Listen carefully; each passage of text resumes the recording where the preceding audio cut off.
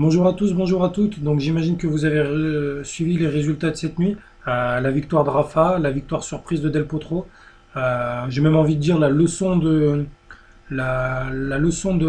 Rafa et le naufrage de Federer pour être exact. Donc la vidéo elle va se décomposer de la façon suivante.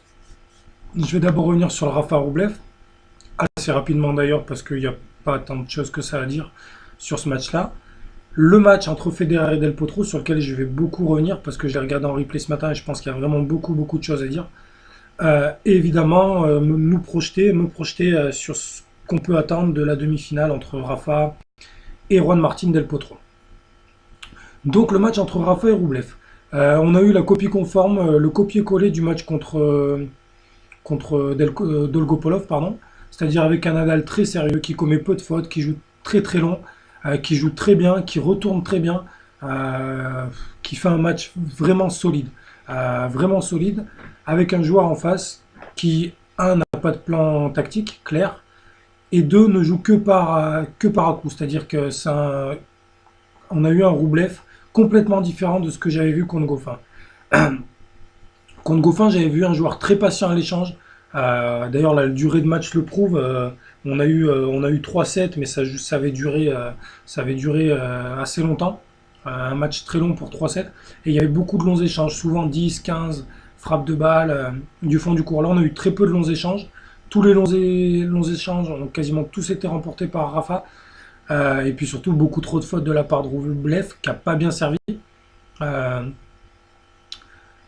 Euh, au final, on a eu un peu un non-match. Je crois que c'est Henri Lecomte qui disait que finalement Rafa avait pas joué un quart de finale, mais il avait fait une belle séance d'entraînement pour préparer sa demi.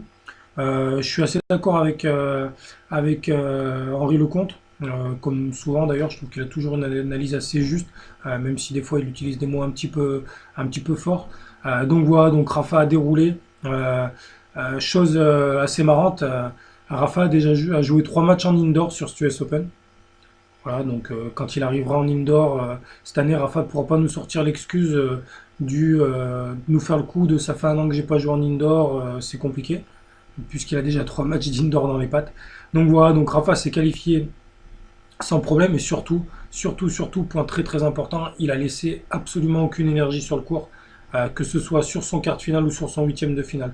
Rafa a passé 10h30 sur le court en 5 matchs, ça fait une moyenne de exactement 2 heures, de 2 heures et 6 minutes par match. À part à Roland Garros, c'est très rare que Rafa arrive en demi-finale en ayant passé moins de 12-13 heures sur le court. Donc voilà, donc état de fraîcheur très intéressant pour Rafa et ça va compter dans la demi. Parce que Del Potro, lui, n'arrivera pas du tout dans les mêmes conditions, en tout cas pas sur le plan athlétique. Donc voilà pour le Rafa Roublev. Maintenant, je vais revenir sur le naufrage de Federer. Et je vais insister sur le naufrage de Federer parce que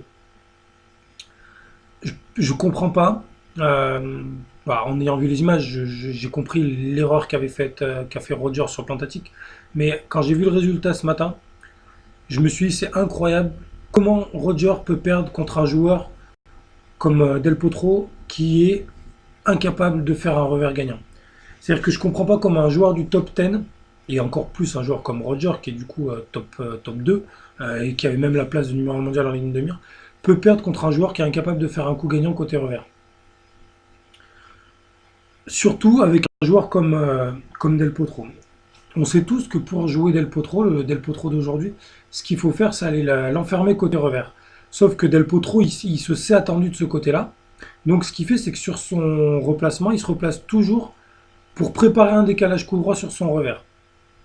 Donc soit vous arrivez à l'enfermer côté revers très tôt dans l'échange, ou soit Del Potro commence à se décaler autour de son revers pour aller tourner, pour aller frapper en coup droit, et dans ce cas-là, vous prenez des mines sur mines. La réponse tactique à cette option, c'est tout simplement, dès le premier décalage coup droit de Del Potro, qui n'est pas toujours un coup gagnant, et ben dès le premier, plutôt que de continuer dans cette diagonale-là, donc du coup revers Federer, coup droit en décalage de Del Potro, plutôt que de s'enfermer dans cette diagonale-là, il faut que Roger, il a juste à faire un revers long ligne pour aller pour ouvrir le jeu. Et il n'a pas fait ça une seule fois dans le match. Alors après, je vous parle même pas du fait que Roger a 4 balles de 2-7 en sa faveur qui vendange en faisant franchement quasi n'importe quoi. Bon, il y en a une des 4, c'est un énorme retour de Del Potro. Mais il y en a deux que j'ai en tête. Il y en a une où il va faire un service volé très mal joué. Enfin bref, une très très mauvaise fin de tie-break. C'est un tie-break que Roger doit jamais perdre. Il mène 6-4, il le perd 18. Alors qu'il a deux fois le service pour deux fois balle de 7 sur son service. Donc voilà, et puis après il fait un quatrième set assez mauvais, surtout sur l'entame. Franchement, euh, moi ce que j'ai vu, après j'ai lu les commentaires, hein. D'ailleurs c'est intéressant pour moi, pour une fois, de vous faire une vidéo en ayant d'abord eu vos réactions. Ce que je trouve assez marrant, c'est qu'avant le match, certains avaient peur de Roger et espèrent absolument une victoire de Del Potro. Et maintenant que Del Potro a gagné, ces mêmes personnes sont très inquiètes parce qu'elles préféraient voir Roger. Donc déjà, il faut savoir ce qu'on veut dans la vie, voilà. Et deux, franchement, si vous avez regardé le match, il n'y a pas de quoi être plus inquiet que ça. De se dire que ça va être un match compliqué, c'est évident. Ça c'est sûr, c'est évident. Vous ne pouvez pas jouer Del Potro en demi-finale de Grand Chelem et vous dire je vais gagner 6-1, 6-1, 6-2. Sinon, c'est que vous êtes sacrément arrogant, quoi. Ou alors que vous êtes complètement fou. Euh, Rafa, les solutions tactiques, il les a données en conférence de presse. D'ailleurs, c'est assez marrant parce qu'il y a eu 5 ou 6 questions qui ont été posées à Rafa qui ne concernaient que Roger Federer. Donc déjà, on voit encore les journalistes à quel point ils aiment Roger Federer. Et encore, je reste poli parce que parfois ça me gonfle. C'est-à-dire qu'à tous les matchs, après tous les matchs de Rafa, on lui parlait que de Federer, que de Federer. Et je lisais Laurent Verne qui disait que Nadal et Federer se rataient encore leur retrouvaille à l'US Open. Non, non, c'est pas Rafa et Federer qui ratent leur retrouvaille à l'US Open. Ça fait 3 fois qu'ils ont l'opportunité de se rencontrer et c'est les 3 fois Roger qui se fait éliminer. Il se fait éliminer 2 fois par Djokovic alors qu'il y a une année, il a 2 balles de match sur son service. Voilà. Une autre année, il se fait éliminer en 5-7 et l'autre année, il se fait éliminer contre Tommy Robredo en 3-7. Donc déjà, Rafa, il était au rendez-vous les 3 fois, c'est Roger qui n'y était pas. La seule fois où Rafa a manqué le rendez-vous avec Roger, c'était l'année où Del Potro gagne d'ailleurs, et Rafa était blessé aux abdominaux, il avait une déchirure musculaire de 8 ou 12 cm, je sais plus. Donc voilà, donc Rafa était au rendez-vous, c'est juste Roger qui a raté l'opportunité 3 fois sur les 5 dernières années. Donc voilà, petite rectification déjà.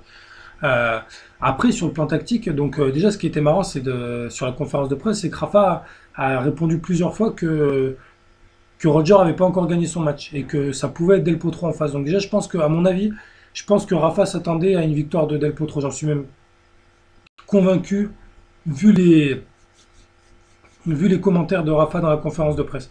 Après, Rafa, il a clairement annoncé la couleur contre Del Potro. Il a dit il va falloir que je l'enferme côté revers et que j'aille l'attaquer sur son coup droit. Il va falloir que je joue loin et que je sois bon sur mon service.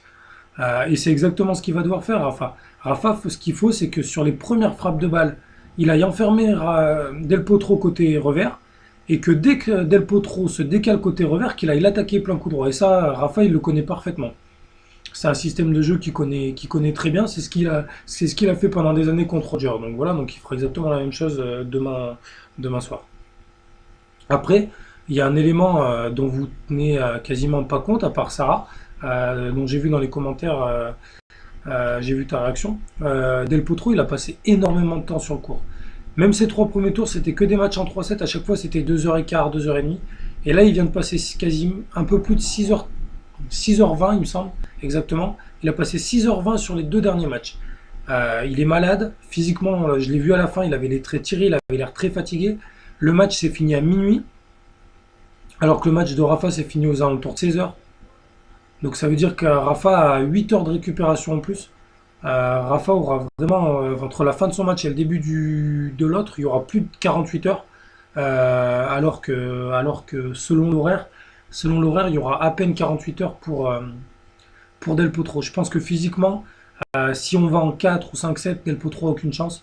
En plus, je pense que le niveau de jeu de Rafa n'a rien à voir avec le niveau de jeu auquel évoluait Rafa lors de leur dernier affrontement aux Jeux Olympiques, où Rafa était pas si loin de gagner parce que ça s'est décidé au tie-break du troisième set, où, il me semble, ou peut-être il y avait eu 7-5, je sais plus. C'était décidé au bout du troisième set, alors que Rafa avait extrêmement mal au poignet.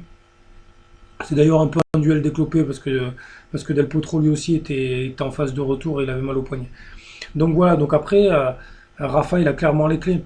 Aujourd'hui, la bonne nouvelle, c'est que Rafa, quoi qu'il arrive, conserver sa place de numéro 1 mondial pour au moins 3 semaines de plus, parce que derrière, les deux hommes ne vont pas jouer. Même au moins un mois, ouais, au moins 3 semaines de plus, parce que Roger ne rejouera pas jusqu'à Bâle. Donc voilà, donc pour le match contre Del Potro, je pense que Rafa, l'intérêt qu'il a, c'est de faire durer le match, de faire des échanges le plus long possible et surtout de faire courir Del Potro. Je vais regarder un peu les stats, mais j'ai l'impression que Del Potro a beaucoup couru parce que justement, en décalant tout le temps son coup droit, il a beaucoup ouvert son long de ligne et notamment contre Team pendant 2 sets, il s'était fait balader sur le plan athlétique. Donc voilà, donc je pense que Rafa, il a 2 matchs. Il a 2 matchs d'un 16e titre en Grand Chelem. Euh, il vient de gagner il vient de gagner ses 9 derniers sets. Sur les 9 derniers sets, il y a eu 2 fois 6-4. Après, il y a eu que des 6-1 ou des 6-2 et il y a eu un 6-3 en plein milieu. Donc je pense vraiment que Rafa a un gros coup à jouer sur cette demi-finale. Et sur la finale, Carreno ou Anderson, je pense que là aussi il y aura un coup à jouer pour Rafa. Donc voilà, donc je vous souhaite une bonne journée, une bonne soirée en fonction du moment où vous voyez la vidéo. Et puis je vous dis à très vite sur le blog.